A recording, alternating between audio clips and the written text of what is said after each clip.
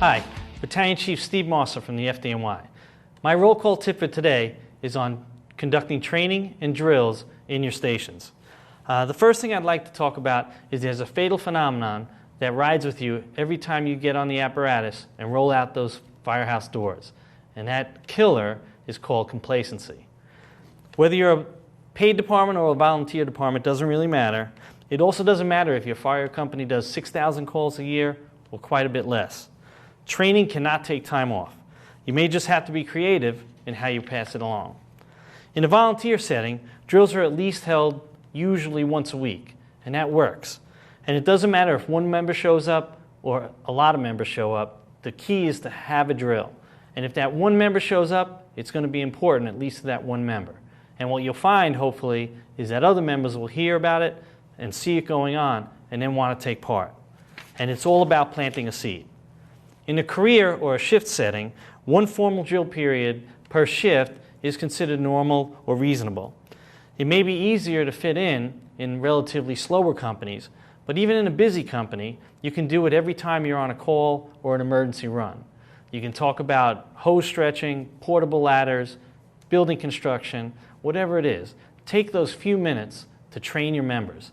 And in a busy company, that little bit of time is going to be worth mountains of investment. And hey, don't worry about hitting a home run every time. You can have the greatest drill in mind, but sometimes the smallest drills and the shortest drills are more important. Even Babe Ruth didn't hit a home run every time he got up to bat.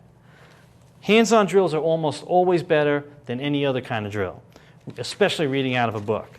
However, videos can be just as extremely important and a valuable tool. They can be part of a larger context drill or a standalone drill to follow up on something that you've already trained on.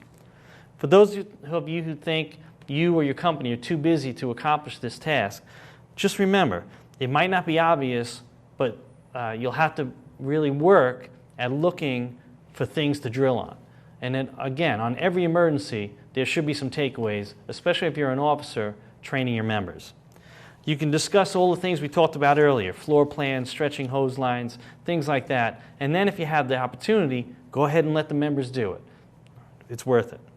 And for those large, planned, expansive drills that require lots of forethought, just remember, kiss it.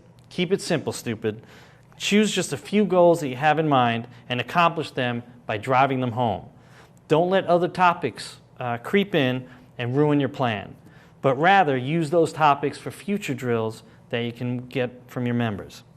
The long and short of it is, regardless of rank, company, or department, and irregardless of how busy or slow your company may be on any given tour, fight complacency like you fight fires, aggressively and with enthusiasm. That's my roll call tip for the day. Thank you for listening, and stay safe.